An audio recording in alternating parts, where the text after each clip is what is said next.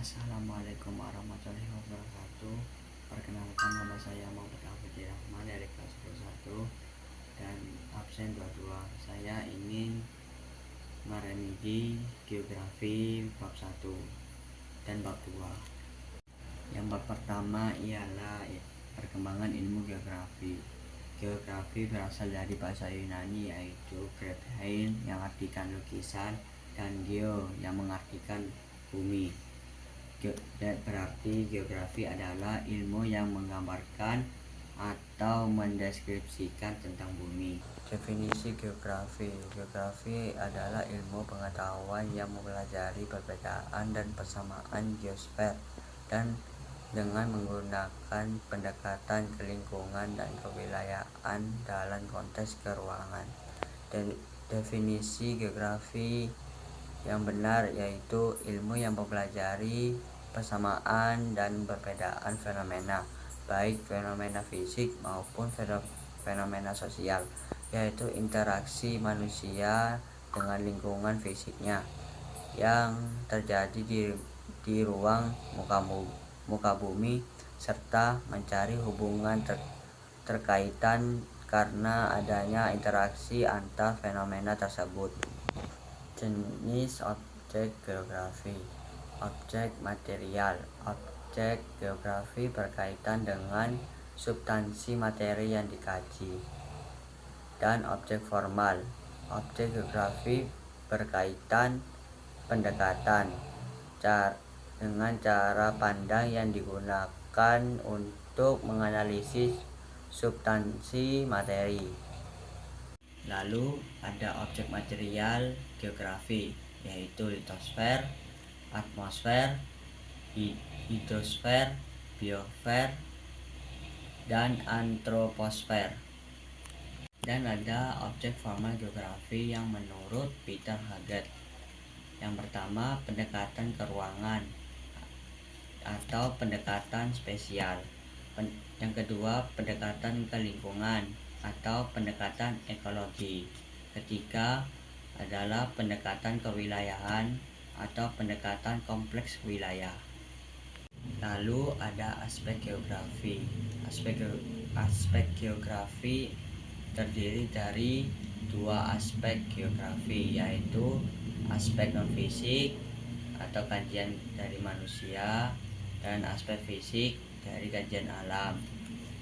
Aspek fisik geografi terdiri ada tiga, yaitu topologi dan abiotik dan biotik. Aspek non-fisik terdiri dari tiga, yaitu kebudayaan, ekonomi, dan penduduk.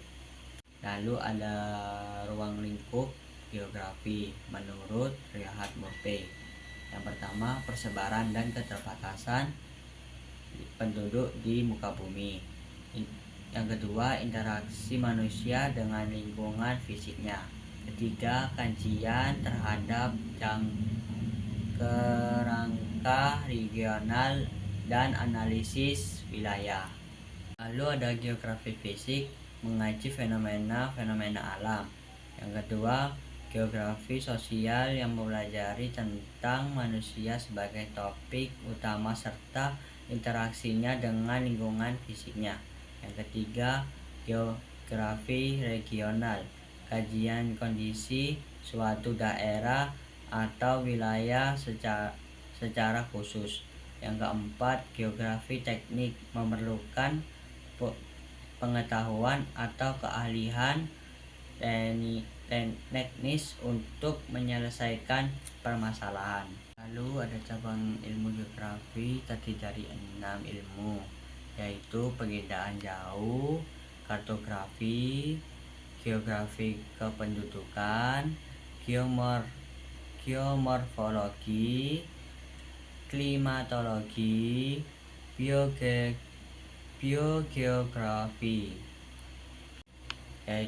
Lalu ada pendekatan geografi. Pendekatan geografi menurut Bintaro dan Surastopo Hadi Sumarno.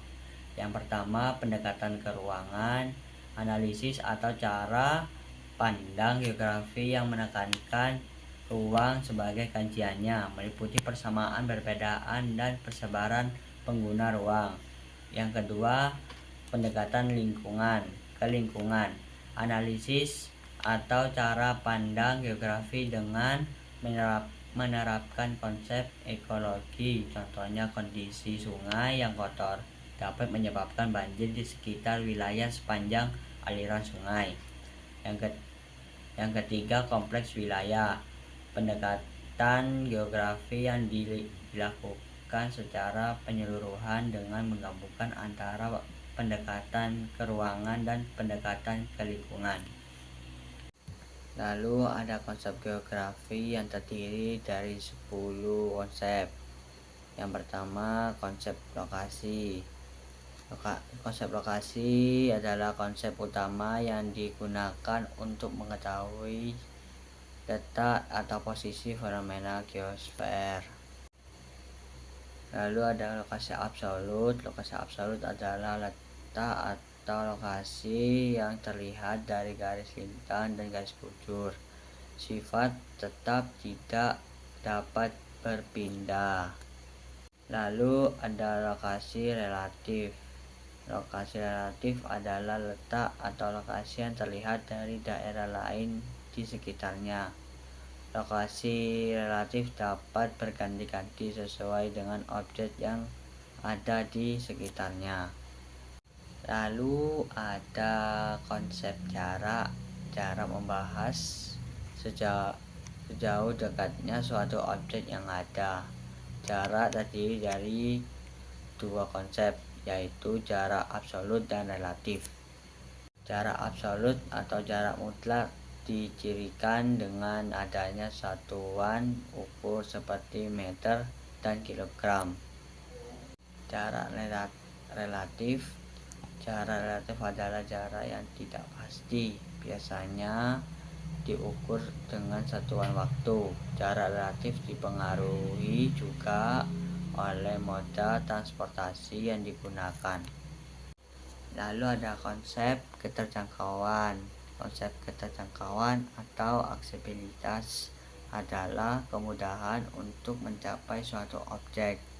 Mudah dijangkau artinya aksesibilitasnya tinggi. Sulit dijangkau artinya aksesibilitas rendah.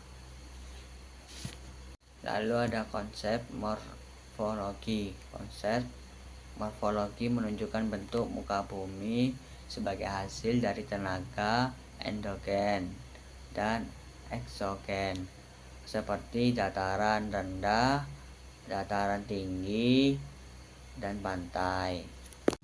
Lalu ada konsep interaksi dan interdependensi. Interaksi adalah hubungan timbal balik antara dua wilayah atau lebih yang dapat menghasilkan fenomena, tampilan, dan masalah baru. Interdependensi adalah saling kebergantungan antara dua wilayah atau lebih. Lalu ada konsep keterkaitan ruang. Keterkaitan antar ruang menunjukkan hubungan keterkaitan yang tersebar antara satu fenomena dan fenomena lainnya. Lalu ada konsep pola. Konsep pola berkaitan dengan susunan, bentuk, atau persebaran fenomena di permukaan bumi, baik fenomena alam maupun fenomena sosial.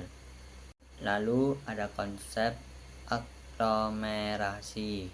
Konsep ini mengacu pada kondisi persebaran dan pengelompokan suatu wilayah, relatif, memusat, dan saling menguntungkan. Lalu ada konsep nilai guna. Nilai guna menjelaskan tentang manfaat apa yang diberikan oleh suatu wilayah bagi suatu makhluk. Nilai kegunaan bersifat relatif dan tidak sama bagi setiap orang. Lalu ada konsep diferensi area. Diferensiasi area digunakan untuk menjelaskan keunikan atau karakteristik yang khas dari suatu tempat atau wilayah. Konsep ini digunakan untuk mempelajari perbedaan fenomena geografis antara satu wilayah dan wilayah lainnya. Lalu ada prinsip geografi. Prinsip geografi merupakan fondasi untuk menganalisis dan mengungkap fenomena geografis di permukaan bumi. Jenis prinsip geografi terdiri dari 4, yaitu prinsip interrelasi, prinsip deskripsi, prinsip korologi, prinsip distribusi.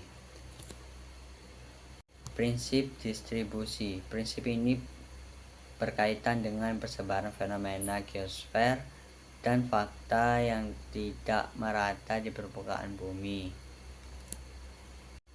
Lalu ada prinsip interrelasi. Prinsip ini dapat mengungkap hubungan terkaitan antara fenomena geosfer yang satu dengan fenomena lainnya. Lalu ada prinsip deskripsi. Prinsip ini memberikan penjelasan lebih mendalam mengenal karakter yang spesifik dari fenomena geosfer dalam bentuk peta, grafik, tabel, diagram, dan kalimat. Lalu ada prinsip kronologi. Prinsip kronologi melihat masalah geografis dari sudut pandang persebaran, interrelasi, dan distribusi dalam satu region tertentu. Fenomena hujan menganalisis persebaran pola hujan, penyebab terjadinya perbedaan pola hujan dan dampak tinggi atau rendahnya curah hujan. Kedua yaitu pengertian peta. Peta adalah gambaran permukaan bumi pada bidang data dengan skala tertentu melalui sebuah sistem proyeksi. Menurut Peraturan Pemerintah Republik Indonesia Nomor 8 Tahun 2013, peta adalah suatu gambaran dari unsur-unsur alam dan buatan manusia yang berada di atas maupun di bawah permukaan bumi yang digambarkan pada suatu bidang datar dengan skala tertentu. Lalu ada peta topografi. Peta yang menampilkan relief permukaan bumi. Peta topografi digambarkan dengan garis kontur.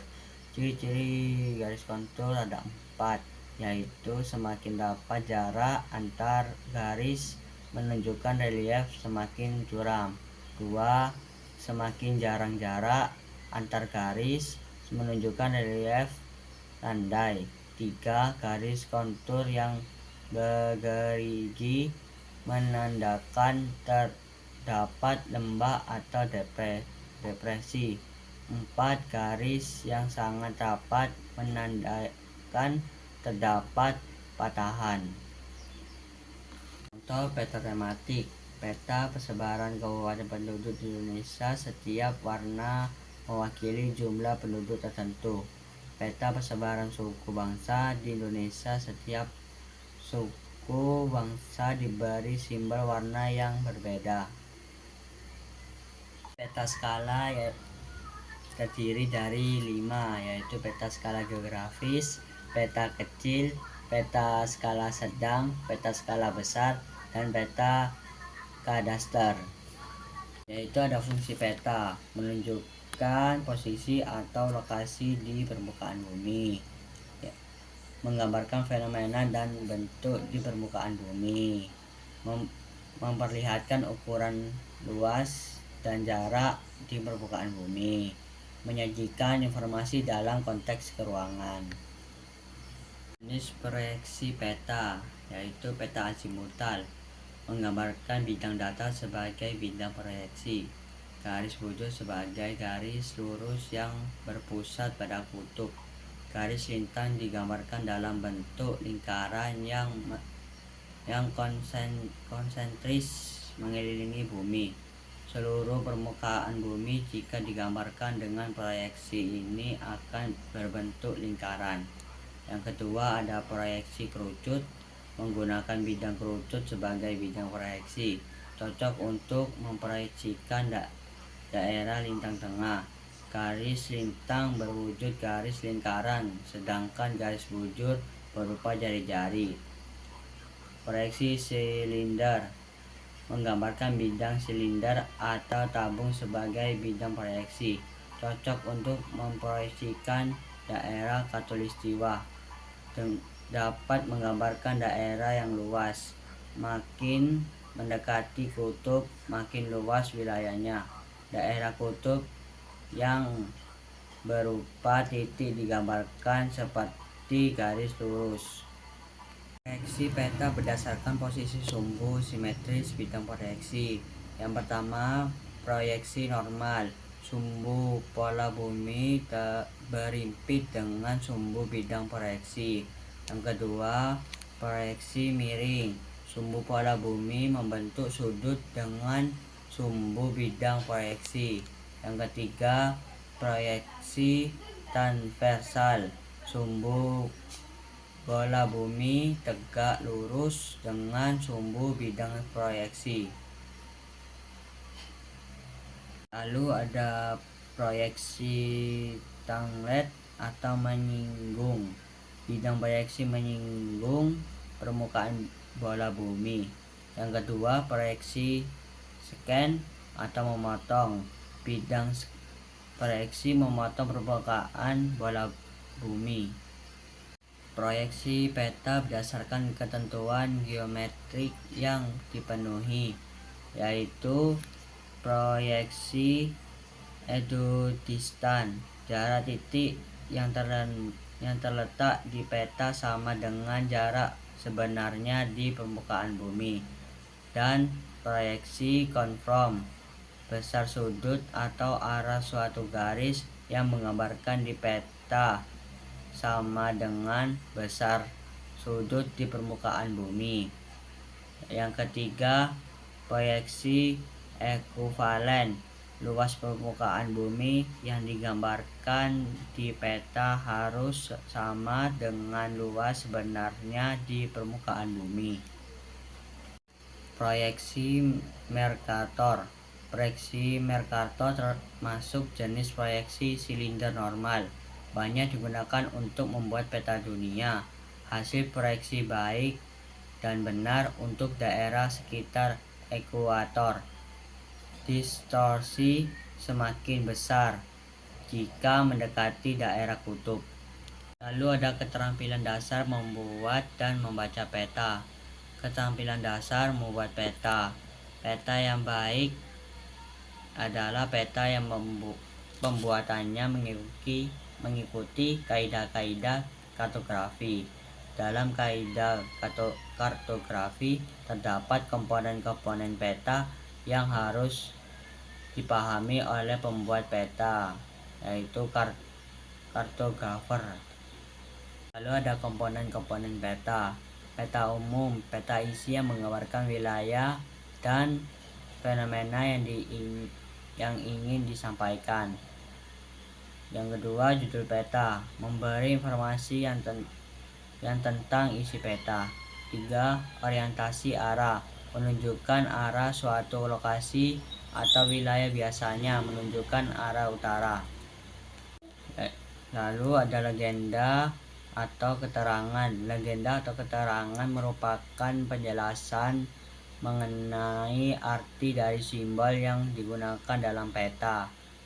Lalu ada skala peta, menunjukkan perbandingan jarak atau dua titik di peta dan jarak kedua titik untuk di permukaan bumi.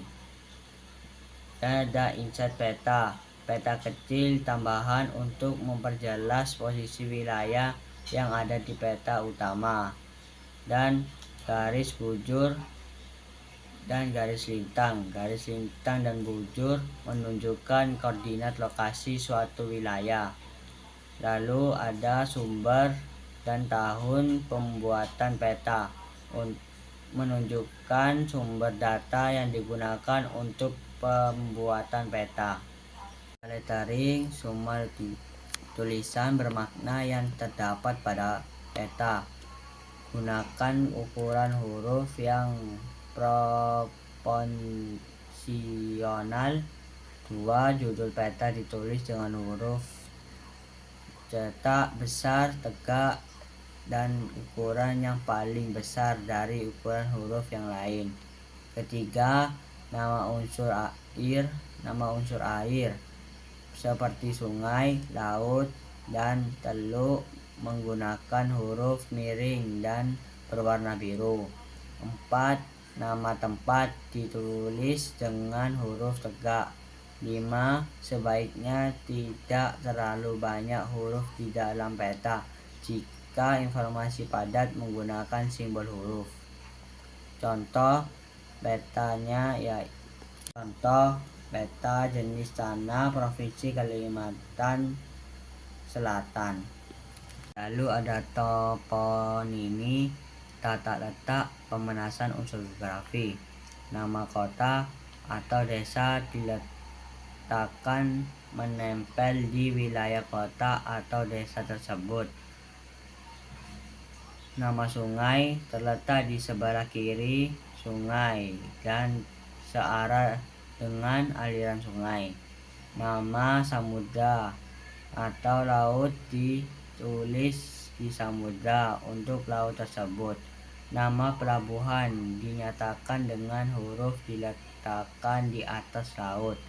Nama jalan raya ditulis di sebelah kiri jalan raya.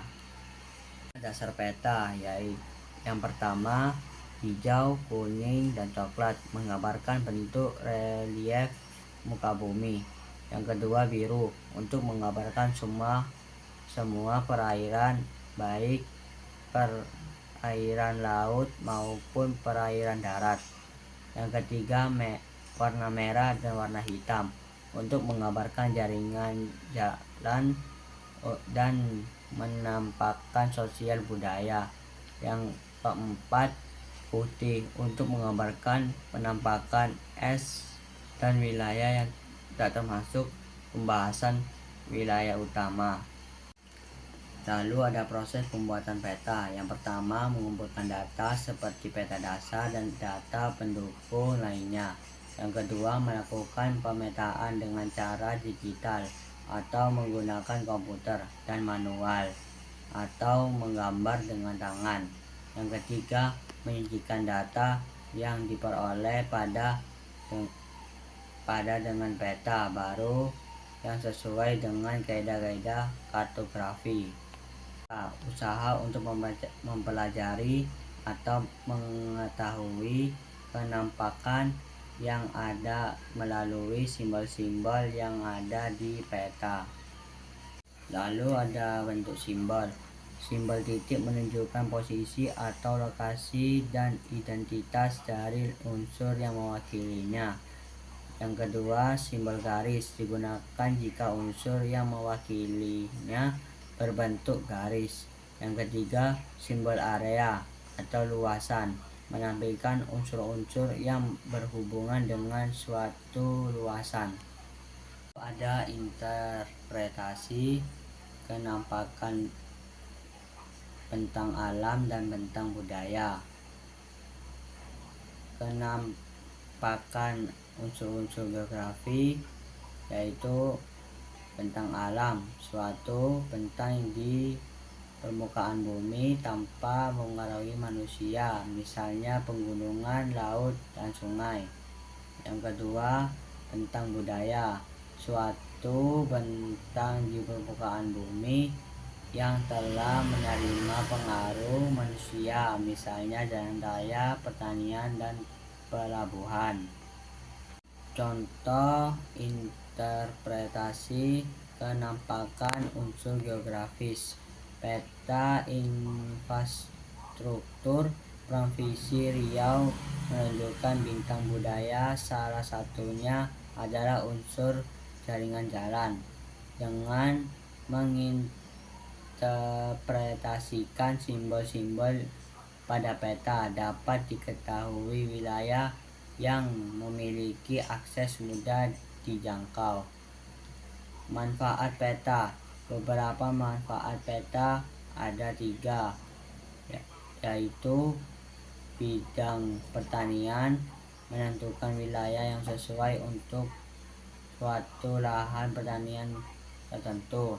Yang kedua, bidang mitigasi bencana maupun dalam mengambil keputusan terkait mitigasi sehingga mampu mengurangi risiko.